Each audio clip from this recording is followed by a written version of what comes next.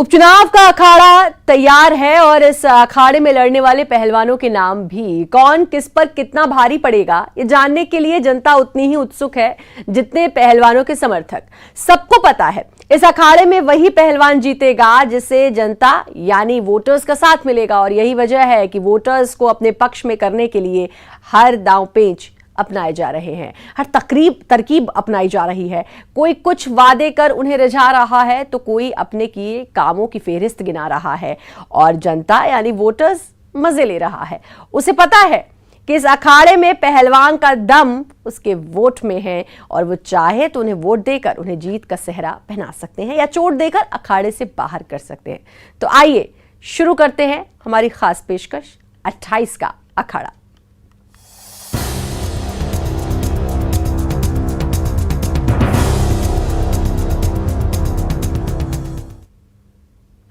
और सबसे पहले एक खबर इंदौर से। सीएम के कार्यक्रम में हंगामा, राजपूत समाज के युवक का हंगामा। आरक्षण देने की मांग की है पुलिस ने, हंगामा कर रहे युवक को बाहर किया। तो सीएम का कार्यक्रम था, राजपूत समाज के कार्यक्रम में सीएम गए थे, वहीं पर हंगामा हुआ है। एक युवक ने हंगामा किया है, आरक्षण देने की मांग की है।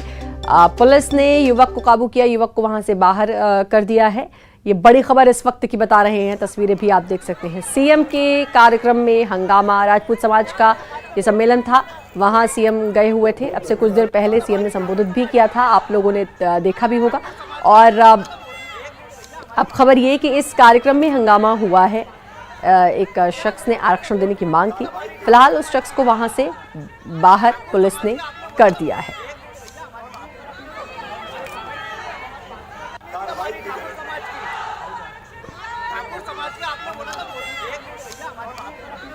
तो ये बड़ी खबर आपको इस वक्त की बता दें, सीएम का कार्यक्रम था, राजपूत समाज का ये सम्मेलन था, सीएम वहां शिरकत करने के लिए गए हुए थे।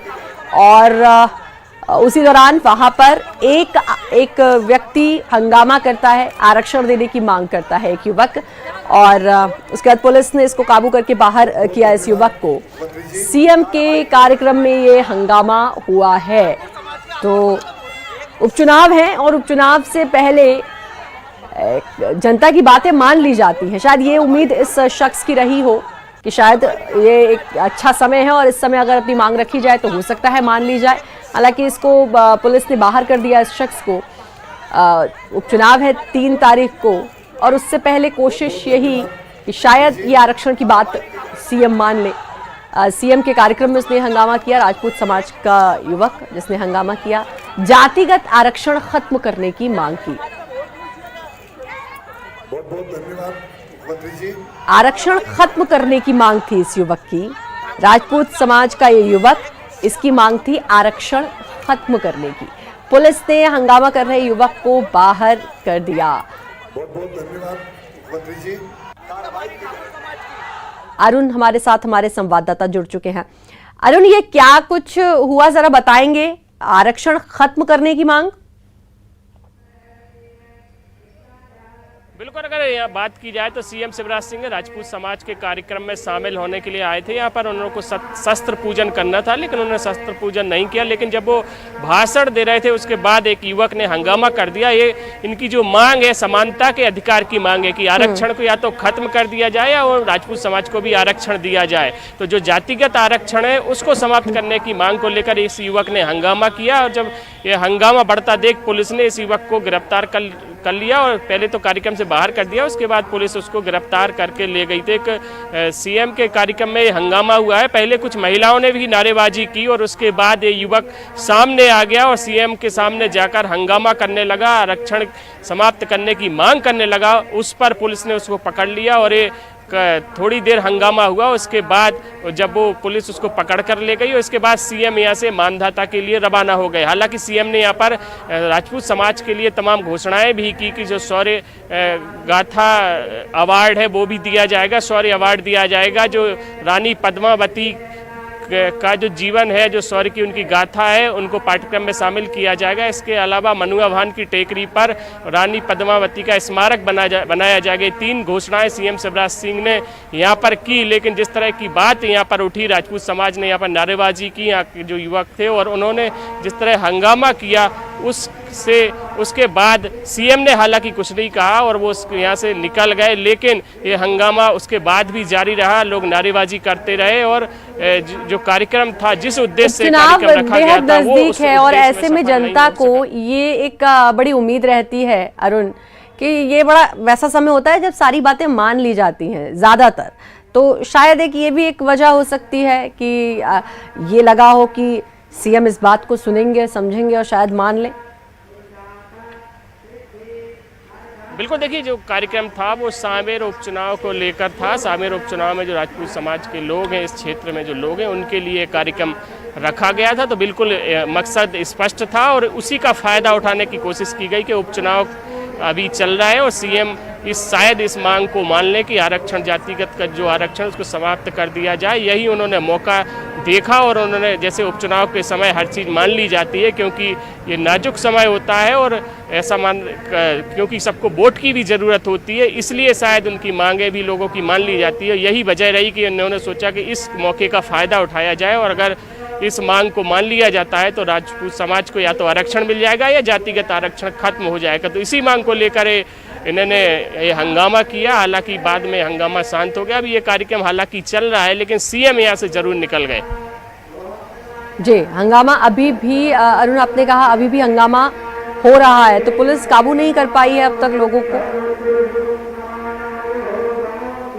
देखिए, अब अगर फिलहाल की स्थिति देखी जाए तो अभी हंगामा खत्म हो गया, लेकिन सीएम के जाने तक ये हंगामा बिल्कुल चल रहा था। पीछे से नारेबाजी हो रही थी, महिलाएं भी नारेबाजी कर रही थी और ये युवा था, ये भी बिल्कुल सीएम के सामने पहुंचने की कोशिश कर रहा था, लेकिन पुलिस ने स्थिति को संभाल लिया और अब जो कार्यक्रम है वो पूजा पाठ का कार्यक्रम यहाँ पर शुरू हो गया, क्योंकि जो दशहरा होता है, शस्त्र पूजन उस दिन किया जाता है। उसी कार्यक्रम के तहत कार्यक्रम आयोजित किया गया था। यहाँ पर शस्त्र पूजन का कार्यक्रम है, वो अब शुरू हो चुका है और उसमें तमाम राजपूत समाज के लोग यहाँ पे शामिल हैं। बिल्कुल, बहुत बहुत शुक्रिया आपका अरुण, तमाम जानकारी देने के लिए। और भोपाल से खबर, चुनाव आयोग के बाहर नारेबाजी, दिग्विजय सिंह के समर्थकों ने नारेबाजी की है। दिग्विजय सिंह भी पहुंचे चुनाव आयोग से दिग्विजय की मांग, पोस्ट बैलेट के जरिए डाले गए वोट रद्द करने की मांग और पोस्टल वोटिंग को रद्द करने की मांग की गई है। मतदाताओं की सूची नहीं मिलने का हवाला दिया है, तस्वीरें भी आप देख सकते हैं। दिग्विजय सिंह के समर्थक चुनाव आयोग के बाहर ये नारेबाजी चल रही है, पोस्टल वोटिंग को रद्द करने की इनकी मांग है।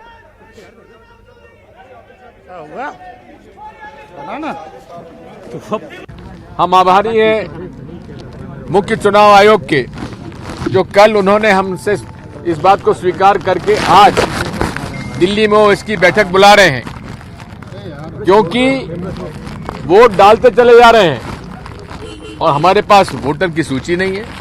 ये कैसा चुनाव हो रहा है भाई?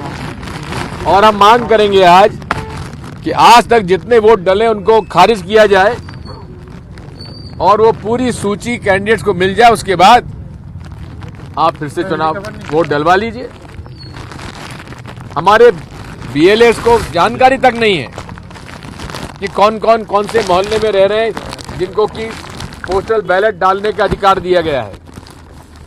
कोई भी कांग्रेस का कार्यकर्ता हमारा अंदर नहीं जाएगा, केवल 3 लोग जाएंगे। और शरद हमारे साथ, हमारे संवाददाता जुड़ चुके हैं। शरद, नारेबाजी की जा रही है, दिग्विजय सिंह के समर्थक नारेबाजी कर रहे हैं, पोस्टल वोटिंग को रद्द करने की मांग। हाँ बिल्कुल, देखिए आपने सही कहा है। अब से बस कुछ ही देर पहले पूर्व मुख्यमंत्री दिग्विजय सिंह और उनके तमाम जो समर्थक हैं वो यहाँ चुनाव आयोग पहुंचे थे और चुनाव आयोग के बाहर उनके समर्थकों ने जमकर नारेबाजी की और यहाँ तक कि वो धरने पर भी बैठ गए। हालांकि चुनाव आयोग के अंदर जहाँ हम इस वक्त मौजूद हैं, केवल दिग्विजय सिंह और उनके साथ में 2 और नेताओं का जो प्रतिनिधिमंडल है वो अंदर गया था और चुनाव आयोग से उन्होंने मुलाकात की। दिग्विजय सिंह ने आज गंभीर आरोप लगाए हैं, 2-3, जिनमें से एक बड़ी बात उन्होंने ये कही है कि पोस्टल बैलेट के जरिए जो अब तक वोट डाले गए हैं उन सभी को निरस्त किया जाए, रद्द किया जाए।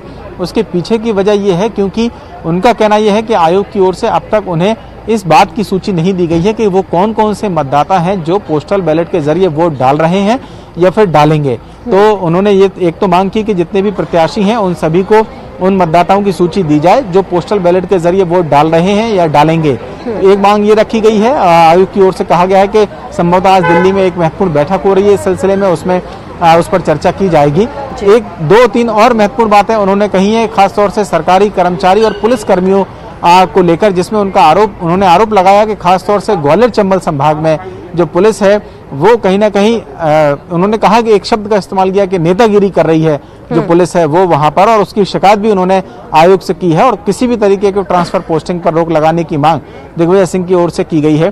तो इस तरीके की कुछ बातें हैं जो चुनाव आयोग में आज दिग्विजय सिंह की ओर से की गई है, जिस दौरान वो यहाँ पर आए उनके समर्थकों ने यहाँ पर जमकर नारेबाजी की। हालांकि ये चीज़ समझ में आती है कि वो कह रहे हैं कि मतदाताओं की सूची का उन्होंने हवाला दिया इस पोस्टल बैलेट जो वोटिंग है इसको रद्द करने की मांग करते हुए। लेकिन शरद, इससे पहले भी कभी ईवीएम पर सवाल उठते हैं, कभी इस पर सवाल उठते हैं, जैसे जैसे चुनाव नज़दीक आता है ऐसा नहीं लगता कि ये सारे मुद्दे एकदम से उठ जाते हैं, चाहे ईवीएम की बात हो चाहे या फिर अब पोस्टल वोटिंग की? देखिए, बिल्कुल आपने सही कहा। अगर हम 2018 विधानसभा चुनाव की बात करें तो उस दौरान भी इस तरीके के कई सवाल खड़े किए गए थे कांग्रेस पार्टी की ओर से। खुद कमलनाथ ने भी कल जिस तरीके से उन्होंने ऐसे कर्मचारी जो जिन पर उन्होंने आरोप लगाया कि वो बीजेपी के फेवर में काम कर रहे हैं, उनसे उन्होंने कहा कि 10 के बाद 11 तारीख भी आती है, उनको याद रखना चाहिए। इसी तरीके की बातें 2018 के विधानसभा चुनाव में भी की गई थी। ये और बात है कि 2018 विधानसभा चुनाव के नतीजों में कांग्रेस को ज्यादा सीटें मिली थी और कांग्रेस पार्टी की सरकार मध्य प्रदेश में बनी थी, तब भी यही चुनाव आयोग था और अब जब उपचुनाव हो रहा है तब भी यही आयोग है। ये और बात है कि आरोप प्रत्यारोप चलते रहते हैं, लेकिन आयोग अपने तरीके से अपने स्तर पर काम करता है। शिकायतें सुनना और उसका निराकरण करना उसका काम है आयोग का, जो संभवतः किया जा रहा है। कि अब जब नतीजे आएंगे तो क्या फिर एक बार ईवीएम पर सवाल उठेंगे, ईवीएम के सिर फिर ठीकरा पोड़ा जाएगा, या फिर 2018 के विधानसभा चुनाव की तरह वो नौबत नहीं आएगी? खैर, ये तो 10 तारीख को ही इसका खुलासा होगा। शरद, बहुत बहुत शुक्रिया आपका तमाम जानकारी देने के लिए। चुनाव आयोग ने प्रदेश के पूर्व मुख्यमंत्री कमलनाथ को हिदायत देते हुए कहा कि अगर आप किसी जनसभा को संबोधित कर रहे हैं तो आइटम जैसे शब्दों का इस्तेमाल नहीं करें, खासकर जब आचार संहिता लागू हो। एक जनसभा में मंत्री इमरती देवी के लिए आइटम शब्द का इस्तेमाल किए जाने पर बीजेपी नेताओं ने चुनाव आयोग से ऑनलाइन शिकायत की थी और अब चुनाव आयोग ने कमलनाथ को नसीहत दी है, इस तरह के शब्दों के प्रयोग से बचने की सलाह दी है।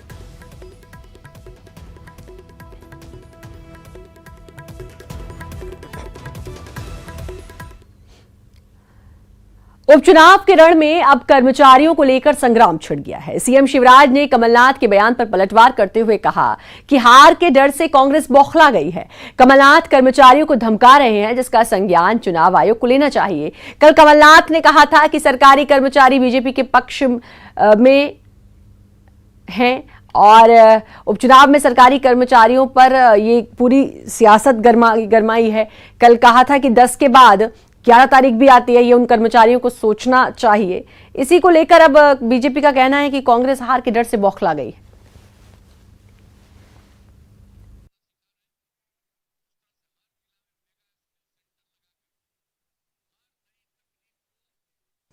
अपनी संभावित पराजय से बौखलाकर कांग्रेस के नेता श्री कमलनाथ जी, श्री दिग्विजय सिंह जी आजकल कर्मचारियों और अधिकारियों को धमका रहे हैं।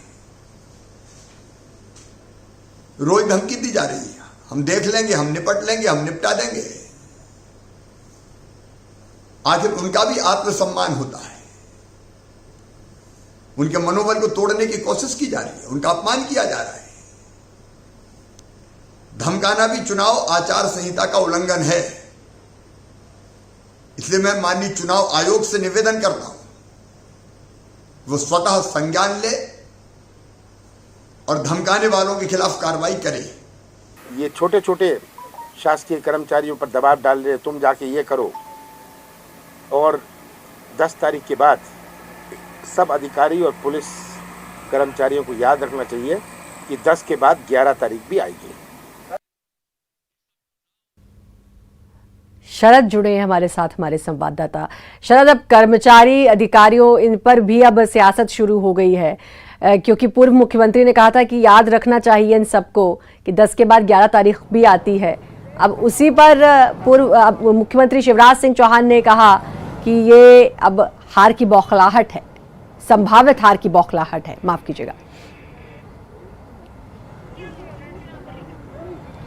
देखिए, बिल्कुल आपने सही कहा है। और अगर मैं आपको थोड़ा सा पहले ले जाऊं, जैसे कि चर्चा हम आपसे कुछ देर पहले कर ही रहे थे कि 2018 के जब विधानसभा के चुनाव आए थे तो ठीक हूबहू ऐसा ही बयान अब पूर्व मुख्यमंत्री कमलनाथ, और तब हालांकि वो बन गए थे मुख्यमंत्री, उससे पहले भी उन्होंने इसी तरीके का बयान दिया था और तारीख याद दिलाई थी कर्मचारियों को। जैसा मैंने कहा कि हालांकि नतीजे कुछ और ही रहे। 2018 में कांग्रेस को ज्यादा सीटें मिली थी और उसकी सरकार भी बनी थी। तो ये जो शंका है, ये शंका कहीं ना कहीं चुनाव से ठीक पहले खासतौर से दिखाई तो वैसे सब पार्टियों में जाती है, लेकिन कांग्रेस पार्टी को लेकर ये सवाल कुछ ज्यादा ही खड़ा हो रहा है, क्योंकि जैसा मैंने कहा कि दिग्विजय सिंह अब से बस कुछ ही देर पहले यहाँ चुनाव आयोग आए थे। उन्होंने भी इस तरीके के आरोप लगाए हैं कि जो पुलिस के जवान हैं या पुलिस कर्मचारी हैं और सरकारी कर्मचारी वो सरकार के या बीजेपी के दबाव में काम कर रहे हैं। उन्होंने तो यहाँ तक भी कह दिया कि ग्वालियर चंबल में कुछ पुलिस वाले नेतागिरी कर रहे हैं।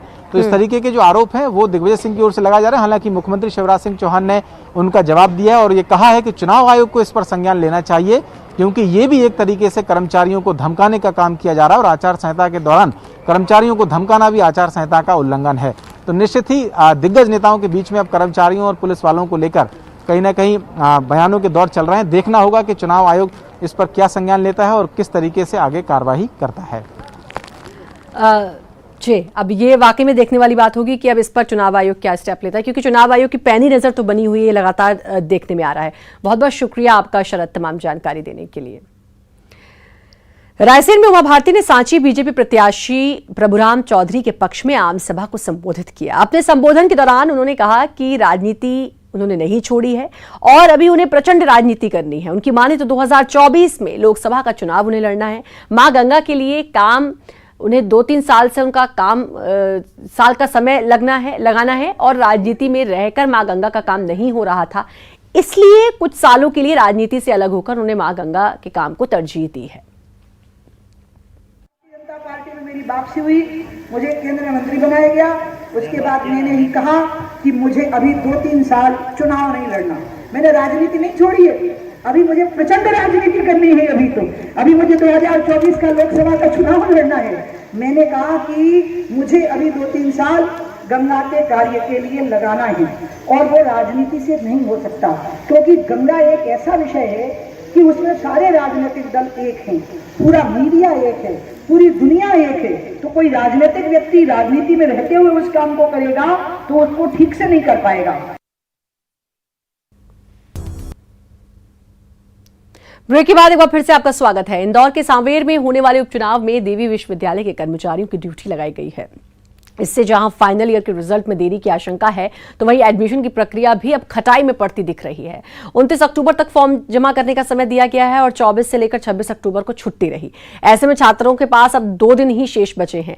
कॉलेज प्रबंधन ऑनलाइन परमिशन की तारीख बढ़ाने या फिर कुछ अलग व्यवस्था को लेकर भी संशय में है। फिलहाल उपचुनाव में विश्वविद्यालय के कर्मचारियों का प्रशिक्षण जारी है, तो वहीं ओपन परीक्षा के जरिए BA, BCom, BSc के छात्रों का रिजल्ट 1 सप्ताह में जारी करना है। हालात को देखते हुए होने वाले काम संभव नहीं लगते हैं। कुल मिलाकर कर्मचारियों की चुनावी ड्यूटी का असर छात्रों के भविष्य पर असर पड़ सकता है।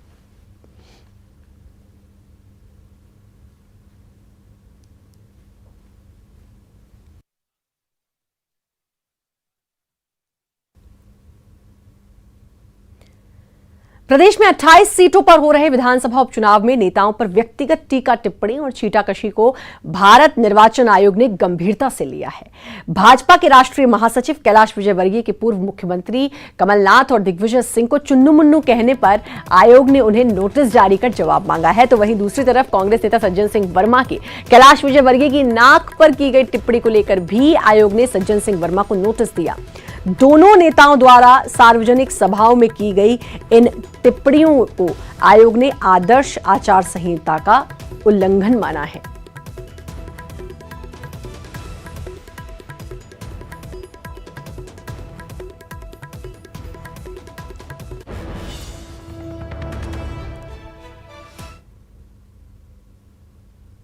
गुना के बमौरी विधानसभा उपचुनाव में प्रचार के लिए पहुंचे राज्यसभा सांसद सुमेर सिंह सोलंकी कार्यकर्ताओं के जोश को देख खुद को थिरकने से रोक नहीं पाए। बमौरी इलाके में ज्यादातर वोटर आदिवासी समुदाय से हैं। प्रचार के लिए कार्यकर्ता ढोल नगाड़ों के साथ पहुंचे थे।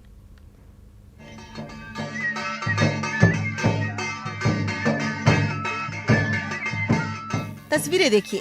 मंत्री प्रेम सिंह और राज्यसभा सांसद सुमेर सिंह सोलंकी जनता के बीच डांस करते दिख रहे हैं। गुना में बमोरी विधानसभा में प्रचार करने पहुंचे दोनों नेता आदिवासियों के साथ डांस करते दिखे।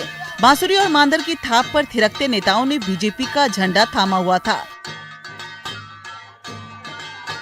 उपचुनावों के बीच नेताओं की जुबानी जंग तो जारी है, साथ ही अलग अलग अंदाज भी दिख रहे हैं। आदिवासियों को रिझाने में बीजेपी नेताओं का यह डांस कितना कारगर साबित होगा, ये तो नतीजों के बाद ही साफ होगा।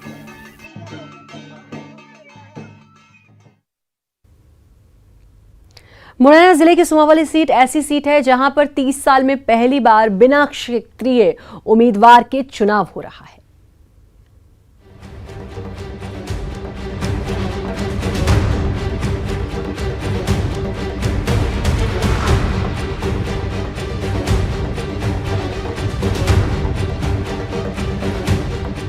सुमावली सीट पर बीजेपी से एंदल सिंह कंसाना और कांग्रेस से अजब सिंह कुशवाहा मैदान में हैं। गुर्जर क्षत्रिय ब्राह्मण निर्णायक वोटर्स हैं। 1990 से 2008 में एक बार जनता दल से, बाकी बीजेपी से गजराज सिंह सिकरवार चुनाव लड़े।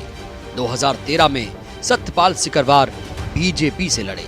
2018 में मानवेंद्र सिंह सिकरवार बीएसपी से लड़े। सुमावली विधानसभा सीट में कुल मतदाता 2,34,962 है। इनमें पुरुष मतदाता 1,29,697, महिला मतदाता 1,05,253 और अन्य 12 हैं। जातिगत समीकरण के हिसाब से गुर्जर 33,000, कुशवाहा 30,000, ठाकुर 28,000 और ब्राह्मण 22,000 मतदाता हैं। इस सीट पर यह पहला चुनाव हो रहा है जिसमें बीजेपी और कांग्रेस की तरफ से क्षत्रिय जाति के उम्मीदवार नहीं हैं। मुझे लगता है कि भोपाल में बैठकर जातिगत समीकरणों के आधार पर लोकतंत्र के इन चुनाव को देखना कहीं ना कहीं बहुत मैच्योर तरीका नहीं है, हमारा ये मानना है, और इसको हमें ध्यान रखना चाहिए। तो मुझे लगता है कि मैं नहीं कह रहा हूँ कि चुनाव के दौरान राजनीतिक क्षेत्र में जातियों का या बाकी का नेतृत्व तो नहीं देखा जाता, लेकिन केवल उस पे ही पिन पॉइंट कर देना ये कोई बहुत परिपक्व राजनीति नहीं है, और इसीलिए हम सबका साथ और सबका विकास पर यकीन करते हैं। आइए अब समझते हैं इसका सियासी समीकरण क्या है। 2018 में एंदल सिंह कंसाना 13,313 वोटों से जीते थे, जबकि बीजेपी के अजब सिंह कुशवाहा को हार का सामना करना पड़ा था। 2013 चुनाव में बीजेपी को जीत मिली थी। सत्यपाल सिंह सिकरवार जीते थे। उस दौरान अजब सिंह कुशवाहा ने बीएसपी से चुनाव लड़ा था। वहीं कांग्रेस से एंदल सिंह कंसाना को तीसरा स्थान मिला था। 2008 में एंदल सिंह जीते थे। इस बार के उपचुनाव में कांग्रेस से बीजेपी में शामिल हुए कंसाना चुनाव लड़ रहे हैं, तो वहीं बीजेपी के अजब सिंह कुशवाहा कांग्रेस में शामिल हो गए हैं। कांग्रेस ने उन्हें अब अपना उम्मीदवार बनाया है।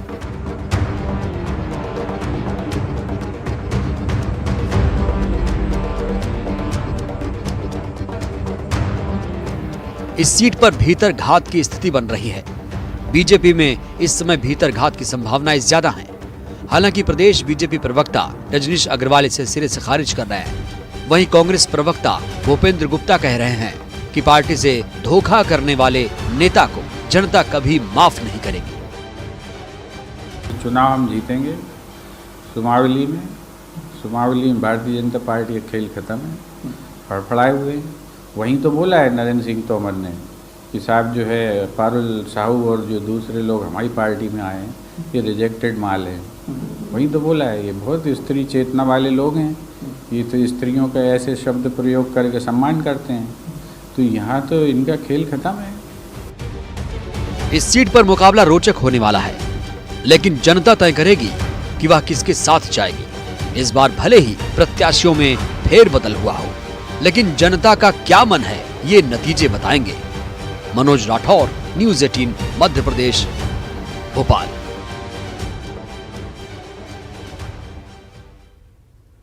और इसी के साथ फिलहाल इस बुलेटिन में इतना ही, लेकिन बाकी खबरों के लिए लगातार बने रहिए न्यूज़ 18 मध्य प्रदेश।